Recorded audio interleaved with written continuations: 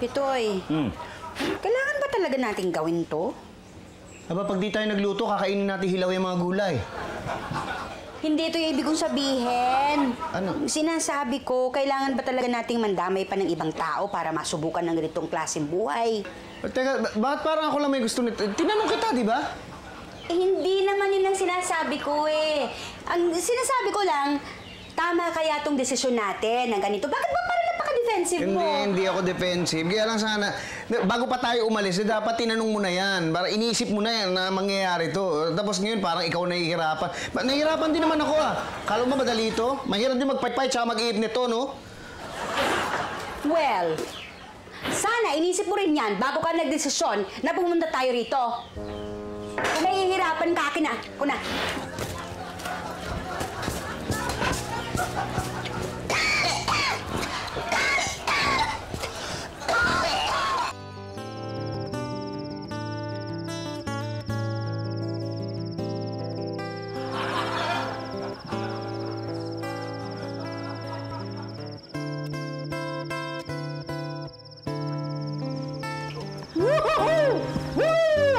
Sino nag-enjoy? Ha?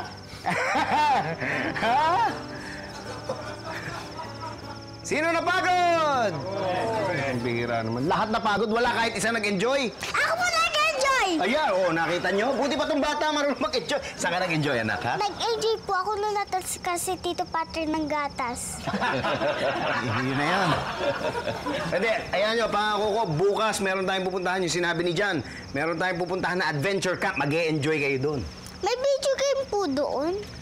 Walang ganun doon, Clarissa. Di ba sabi ng tatay mo, gusto niya ma-experience ninyo ang buhay na walang mga electronic gadgets. Di ba? Yung mga games bukas, puro physical lang yon. Walang mga gadget-gadget. Pero sigurado ako mag-i-enjoy kayong lahat. Ayan, ha? Okay ba yun? Ha? Okay, di ba paano? Tulog na tayo. Boss, ang aga-aga pa. Mamaya na ng konti. Alas 8 na, dito sa probinsya. Gabi na yan, orasan ng tulugan niya. Halika na, matulog na tayo. Tara. Pitoy, Pitoy! Wala pa si Chito.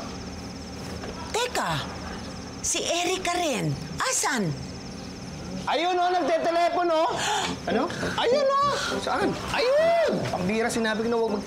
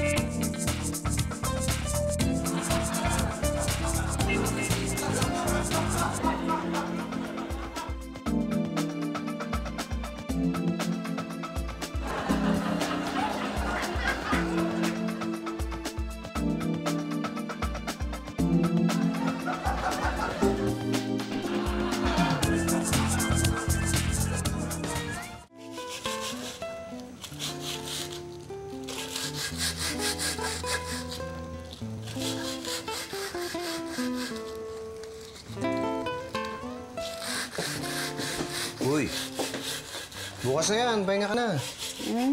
Dali na lang to, tinatapos ko lang. Hindi ka nag-enjoy, no? Pagod ka, no? Hindi. Ako? Ako, alam mo naman kahit anong sitwasyon, nag-e-enjoy ako kapag kasama kita. Kahapon, nainis ka sa akin. Nainis? Oo. Hindi naman inis yun eh. Tampo lang. Siguro dahil nag-a-adjust tayo sa lugar na to. Tapos nakita ko yung ibang mga kasama rin natin. Medyo nagkaroon ng tensyon. Pero nakita ko rin naman na naayos naman. Oo nga. Kakaiwas natin sa stress to sa mga gadget-gadget. Dito naman tayo na stress to sa pamumuhay dito, no? Nang isipin yon, kahit naman saan talagang may stress eh. Ang importante kung paano mong i-handle yun. Oo, hindi. Naisip ko kasi baka isipin nila, inubliga ko sila dito eh. Kasi parang nagiging masyado na ako mahigpit eh, di ba? Pinagkukuha ko yung mga gadgets nila, tapos ultimo yung cellphone. Tapos parang lahat, pati mga physical na bagay, parang tinula ko para gawin nila. Yun nga lang. Baka napipilitan lang sila. Sige. Bukas, sabihin mo, pwede nilang gawin kahit anong gustong gawin nila. Kung ano man yun, maglaro sila, kung ano. Pati yung cellphone lang, ibibigay ko na. Baka isipin nila, diktador ako. Hindi ka naman diktador, Pitoy. Hindi ba? Pwede ka bang diktahan na halikan ako? Huwag dito. Baka may mga gising nakakahiya. Sige, pero hindi ako diktador, ha? Oo naman. Layo naman ang itsura mo kay Hitler. Yes!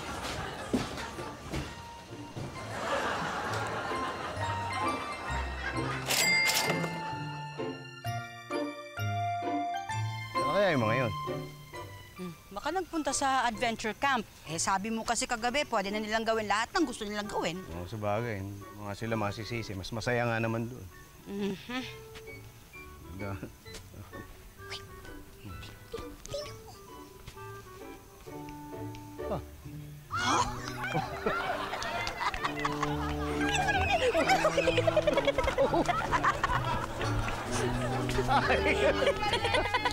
Oh, galing!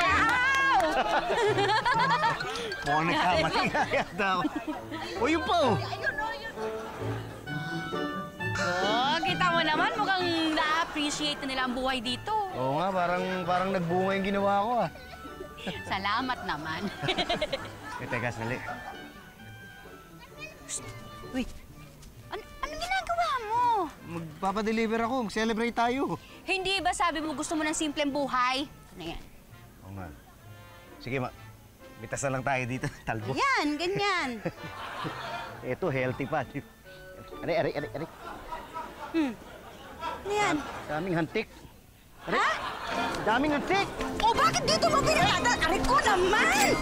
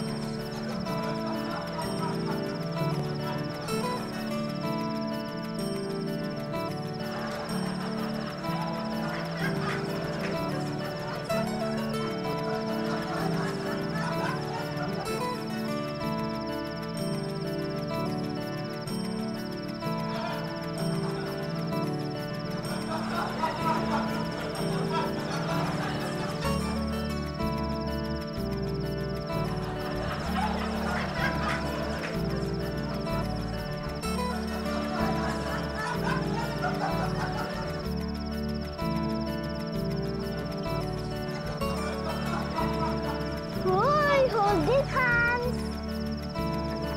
Dali naman! Sige na!